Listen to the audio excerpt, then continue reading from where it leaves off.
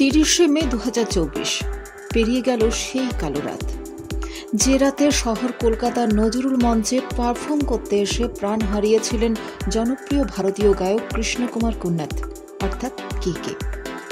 Performance শেষ করার পরই তার মৃত্যু হয়েছিল। হৃদরোগে আক্রান্ত হয়েছিলেন গায়ক। নজরুল মঞ্চে এদিন কেকের গান শুনতে এসেছিলেন বহু শ্রোতা।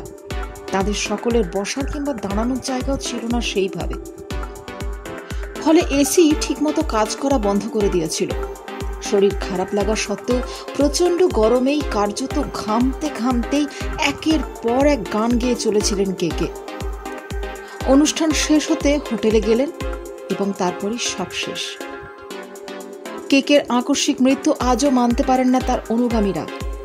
হাজার হাজার দর্শকের সামনে গান গেয়ে শেষের মৃত্যু যেন এক বিভীষিকা। 2 বছর কেটে গিয়েছে এই ঘটনার। শহর কলকাতা আজও ভোলেনি দিনটাকে। কেকের মৃত্যু আঙুল তুলেছিল অর্গানাইজারদের ব্যবস্থাপনায়। অনেকের আজও বিশ্বাস তাদের অব্যবস্থার কারণেই কেকের মৃত্যু। তার জন্য ফ্যানের ব্যবস্থা না করা, নজরুল মঞ্চে প্রচুর মানুষের উপস্থিতি, কাছে হাসপাতাল শাখা থাকা সত্ত্বেও তাকে সেখানে না নিয়ে গিয়ে হোটেলে নিয়ে যাওয়া পরপর গাফিলতির দিকে প্রশ্ন চিহ্ন ঝোলানো হয়েছিল।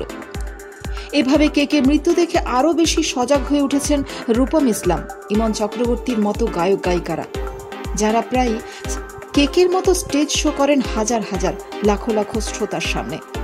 অর্গানাইজাররা কি সচেতনতা বাড়িয়েছেন? কি মত তাদের? আমি স্টেজে পারফর্ম করতে উঠলে সঙ্গে জল রাখি, গ্লুকন ডি রাখি, পোর্টেবল ফ্যান রাখি। শীতকালে সেরকম অসুবিধা হয় না। যদি কোনো বন্ধ জায়গায় পারফর্ম করতে হয় তখন পোর্টেবল ফ্যান রাখি সঙ্গে। হলে যতখানি শ্রোতা ধারণের জায়গা, ততজনই যেন লোক আসেন সেদিকটা দেখি। এসি কাজ করছে কিনা দেখে নি, তারপরই পুরোটাই কপালের বিষয়। আমি একটা কথা বলতে চাই আজকে, কেবল আমরা নই, আমাদের অর্গানাইজাররাও অনেক বেশি সচেতন হয়েছেন আগের চেয়ে। তারা আগের চেয়ে অনেক বেশি ওয়াকিবহাল, চেষ্টা করেন আর ফাঁক না রাখতে। কেকের মৃত্যু নিঃসন্দেহে আমাদের কাছে একটা বড় ধাক্কা ছিল। আজও দিনটা ভোলার নয়। রূপম ইসলাম যা বললেন, কেকের মৃত্যু সত্যি নাড়া দেবার মতোই একটা দুর্ঘটনা। কেকের অনুষ্ঠানের কয়েকদিন আগে আমার অনুষ্ঠান ছিল নজরুল মঞ্চে। সে একই রকম উপচে পড়া ক্রাউড ছিল।